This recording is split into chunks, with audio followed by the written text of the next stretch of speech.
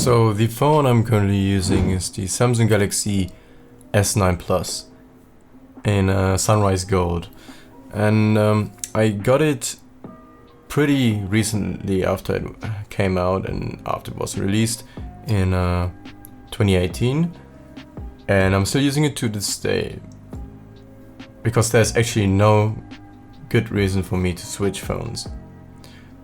You always see new phones coming up, like the big companies like Samsung and Apple bring out multiple new phones each year, and I don't really see the point. The innovations aren't big enough to justify a new phone, because just look at the Apple lineup currently. iPhone 6 to 8 just looks the same.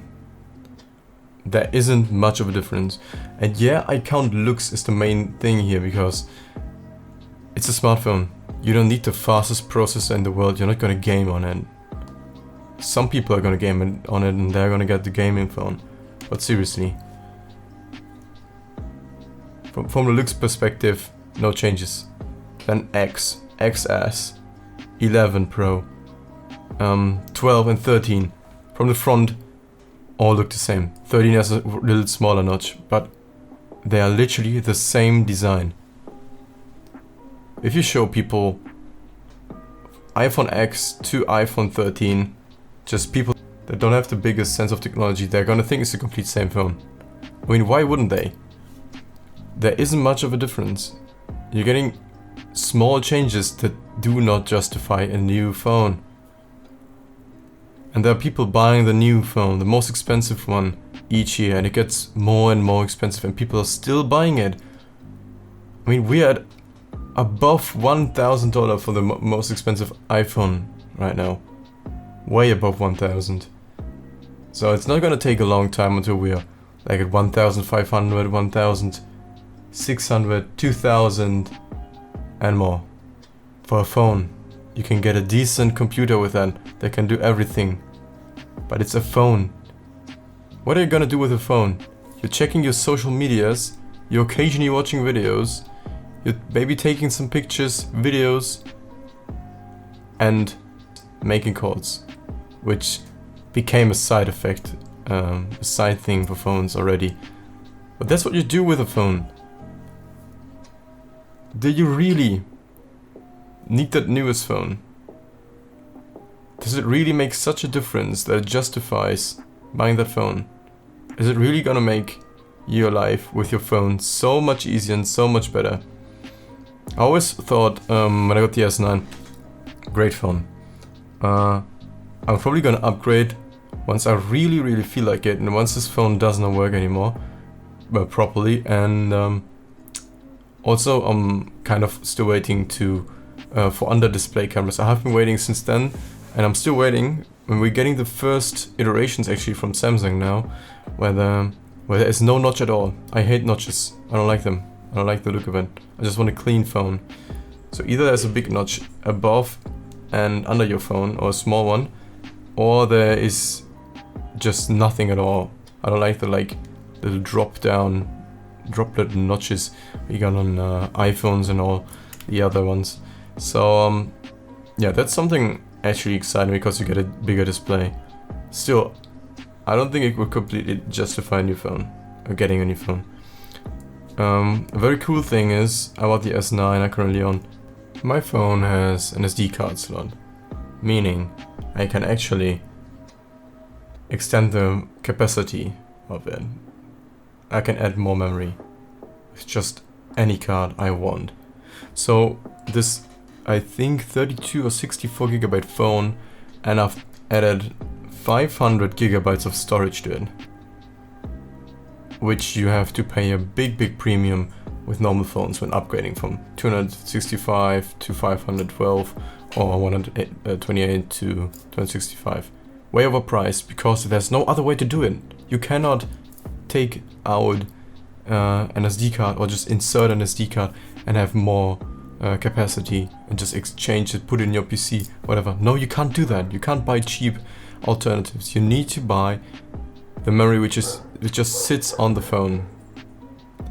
So yeah, they're making it less upgradable. And we don't even talk about the struggles of trying to repair, especially iPhones, because you need to watch the Louis Rossmann videos on it. He is a great guy and he makes good videos about it.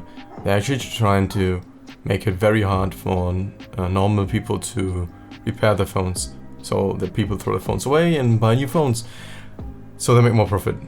And I mean, that's what it's all about in the end. In this, well, you know, they're trying to make the most profit, and it's kind of understandable. But like, it's still so wasteful. Just make way better upgrades, way better phones every 4 years or something, so people are forced to not. They just have no big alternatives. If they're an Apple fan, they have to wait those 4 years to get a new, but actually good and decent upgrade phone. We create less waste instead of just creating phones every year and people actually upgrading from the highest tier model to the other highest tier model. Okay, let's just go through this real quick. This is on the official Apple page. Instantly getting the recommended the iPhone 13 Pro. So let's just check this model out, shall we? Yeah.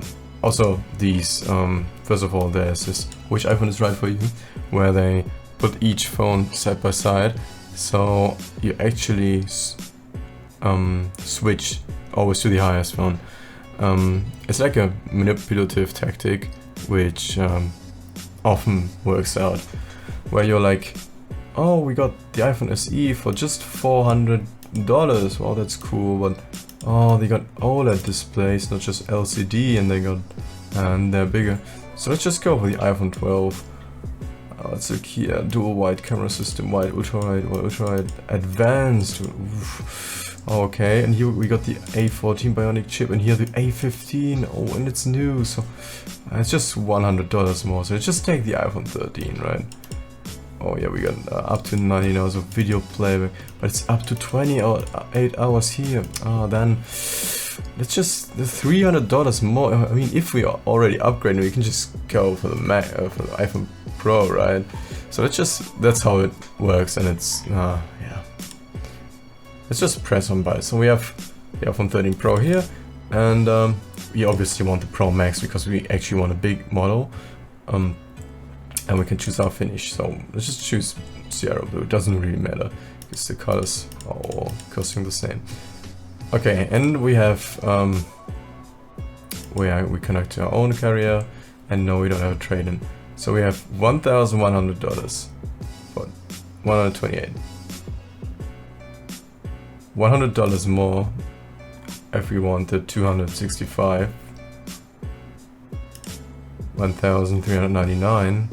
If you want the 512, which, look, if you look, it's $300 more from 128, and I literally have that much capacity in my 2018 Samsung phone, because I actually have an SD card, which I can just plug in, so I don't need to pay 300 extra euros for 512 gigabytes for this 400 something jump. I can just pay, instead of 300 euros for around 400 gigabytes, I can just pay 80, oh, it's dollars, yeah, doesn't matter, still the same.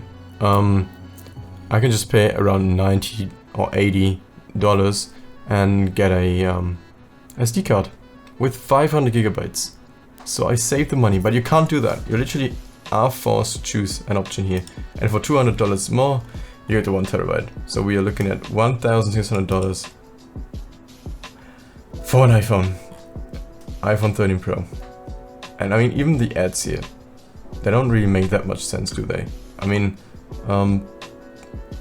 it's good that they're saying well, it's changed and everything, but like, of course it has to change. Like, yeah, world's fastest smartphone chip. I hope so.